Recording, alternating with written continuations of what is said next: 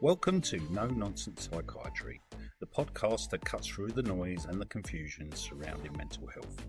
My name is Mark and I'm your host, and my goal is to give you the clear, practical information you need to understand your own well-being. No jargon, no fluff, just honest, helpful tools to help you on your journey. Let's dive in. No nonsense. Welcome back to No Nonsense Psychiatry, and this is episode 99, and today we're focusing on the foundational structure of a healthy life, the routine. And it's more than just repetition, okay? The word routine historically comes from the French word for road or beaten track. And while its history once carried a negative connotation, suggesting a mindlessly followed path, in the context of mental health, a deliberate routine is anything but mindless. A routine is a sequence of actions that are regularly followed, and its psychological functions are profound. And so by giving your actions a predictable sequence and consistency, a good routine achieves two critical things. It reduces cognitive load, and so you free up massive amounts of mental energy by making decisions automatic energy that they can be spent on creative thinking or solving actual problems. And it creates stability, so predictable routines are often powerful shields against anxiety and chaos, and they offer a brain a sense of structure and control when the outside world feels unpredictable. In this episode, we're taking the concept of routine and making it immediately actionable, and we'll show you how to build simple, effective routines for everything from maintaining a clean apartment to optimizing your morning with journaling, exercise, and a healthy breakfast. And we'll cover the vital rules for sticking to it, the power of the less than 5 minutes principle, the importance of starting small, and why laying out your clothes the night before is a critical thing for success. And if you're ready to lay down solid, supportive tracks for your daily life, let's get started. A routine is a sequence of actions regularly followed, essentially a fixed program. It is a set of habits or practices performed in a specific ordered way, usually at a consistent time. Routines can be found in many contexts. Key characteristics of routine is consistency. They are repeated over time, ideally daily, weekly, etc. The sequences, these actions occur in a specific predictable order. The purpose that they are generally implemented to achieve efficiency, stability, or a specific goal. Their psychological function is that in psychology and mental health, routines are vital because they reduce cognitive load, and by managing those actions that are automatic, it frees up all this mental energy that you would otherwise be spent making decisions, i.e. deciding what to eat for breakfast or what to wear. It creates that stability, and predictable routines provide a sense of structure and control, which is particularly beneficial for reducing anxiety and managing conditions like ADHD or depression. Building habits. A routine is a framework for developing specific habits like exercising or reading and discarding all the poor ones. So your daily routine may be waking up, exercising, commuting, meal times, bedtime, hygiene. And the purpose is going to be structure, efficiency and energy management. You might have a morning routine of meditation, stretching, making coffee, setting daily priorities. And that's priming the mind and the body for the day, reducing that stress. You may, on the other end, have a bedtime routine, brushing teeth, turning off screens, reading and dimming lights, signalling to your brain that it's time for sleep, and this improves your sleep hygiene. Or work and professional routine might be checking emails at set times, planning the day and weekly reporting.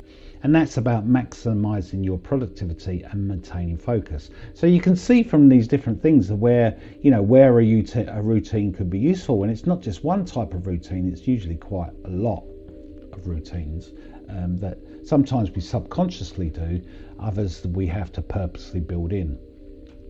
So anyway, the etymology and historical usage, the word routine comes to English from French, and its root is directly related to roads and paths. In the 17th century, the French origin, the term comes from French word routine, pronounced routine, which is derived from route, meaning a road, way or course, something different for Australians. Initially, routines referred to a road, a path or a beaten track, and it literally described the physical path followed by a wagon or a regular traveller. In the 18th century, the shift to habit. By the early 18th century, around the 1700s, the meaning transitioned from a physical track to a figurative or habitual track, and the concept evolved to meaning the following a prescribed, familiar course of action, particularly in the performance of duties and tasks. And it often carried a slight negative connotation, suggesting an unimaginative or unthinking adherence to custom, a rut, or a mechanical way of doing things. It wasn't until the 19th and 20th centuries when the term largely shed its negative association and became a neutral, practical term to describe any regular fixed course of action, sequence of steps, or standard procedure.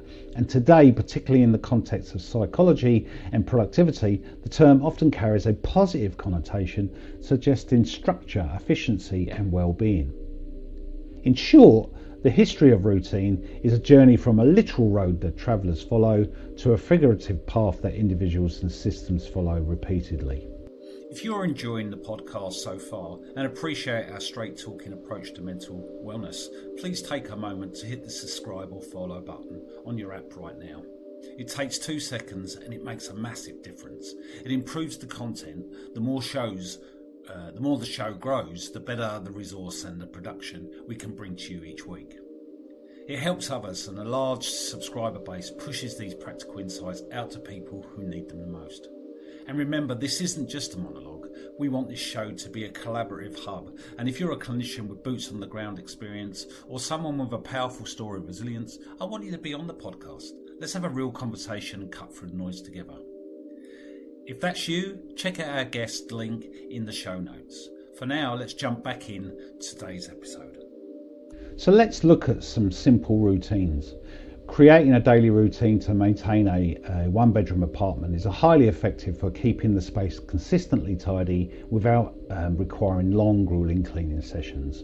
And the key is to break the chores into very small, manageable tasks. So here is a simple room-by-room daily routine. Morning routine, 10 to 15 minutes. The morning routine focuses on organising and preparing the space for the day. The bedroom and the bathroom, 5 minutes, making the bed. This immediately transforms the look of the room and sets the tidy tone. Wiping down the sink and the counter, just a quick dry spray and a cloth to wipe any water, toothpaste or hair. And this prevents the build-up of rings. Hang towels to ensure damp towels are hung correctly. The kitchen, 5 minutes. Clear the sink. Wash any residue dishes from the breakfast or the night last night, and the golden rule is to clean the kitchen is to clear the sink and wipe the stove and the counter. Quickly wipe down the area used for breakfast, coffee, and empty the dish drying rack. Put away any dishes that dried overnight. The evening routine, 10 to 20 minutes. The evening routine focuses on resetting the apartment and preventing clutter and accumulation. So 10 minutes in the kitchen, load or run the dishwasher, ensure all dinner dishes are immediately scrapped and loaded. If the machine is full, run it. Wipe all the surfaces down, do a thorough wipe down of all the counters and the kitchen table, sweep spot vacuum, and quickly sweep up any crumbs or debris on the main cooking area and dining spot. The main living room area, 5 minutes. Perform a quick, powerful pickup.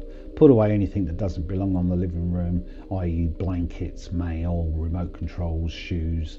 Fluff pillows, fold blankets. Reset the sofa and the chairs to look neat, and they're a preparation for the tomorrow. 5 minutes. Empty small rubbish bins in the bathroom or the kitchen. Trash is full, empty them into the main bin. Prepare clothes, lay out your clothes for the next day to save time and reduce morning clutter.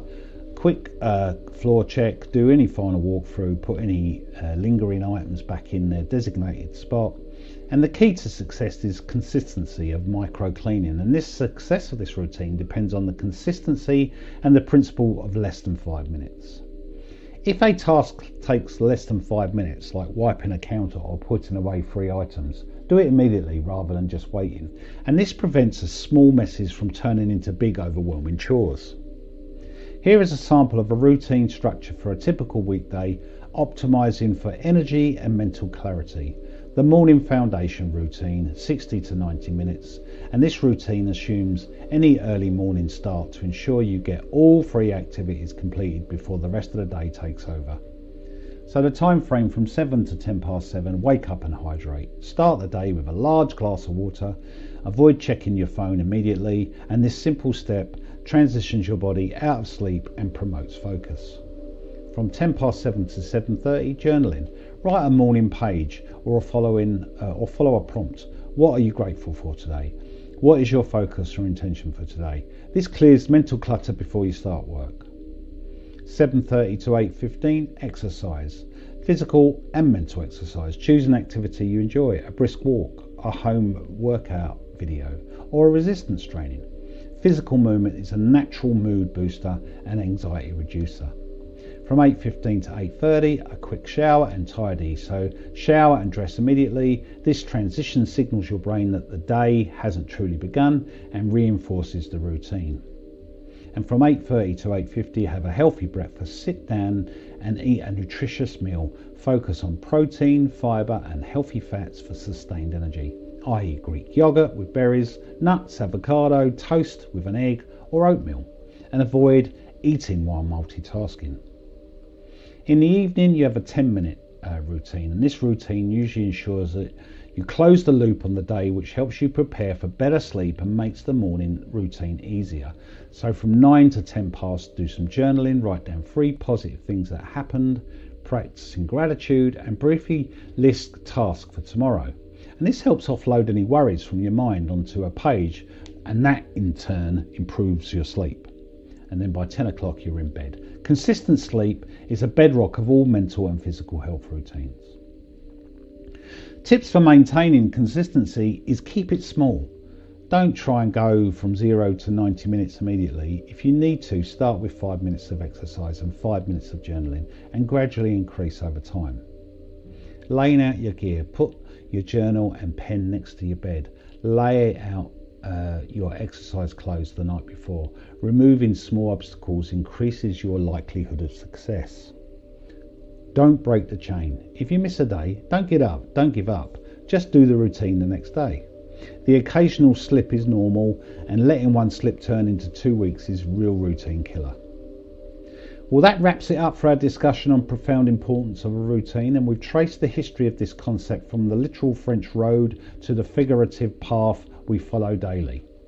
Most importantly, we solidified the key psychological benefits of reducing cognitive load and improving vital stability against anxiety, and acting as a framework for building good habits. We then put this theory into practice, and we detailed actionable routines for maintaining your home, and critically for building a morning foundation that incorporates journaling, exercise and a healthy breakfast. So remember, a routine isn't about a rigid perfection, it's about consistent intention. Power is in the sequence and not in the size of the thing, okay? You start with the smallest possible action. You lay out clothes, you wash one dish, or you write one sentence in your journal. Use the principle of less than 5 minutes to ensure that you consistently choose action over avoidance. Your mission this week, if you choose one small routine, either the morning foundation or the evening reset, and commit to it for 7 days, you are literally charting a new stable path for that brain of yours. Thank you for joining us on No Nonsense Psychiatry. If this episode helped you structure your life for better mental health, please share it with others and leave us a rating. Until next time, establish your structure, reduce your friction, and thrive in your routine. Before we go, if you found the podcast helpful, please share it with someone who might benefit from it. You can also support the show by subscribing and leaving a review. It only takes a moment, but it makes a big difference in helping us reach more people. Thanks for listening, and I'll catch you in the next episode of No Nonsense Psychiatry. No nonsense.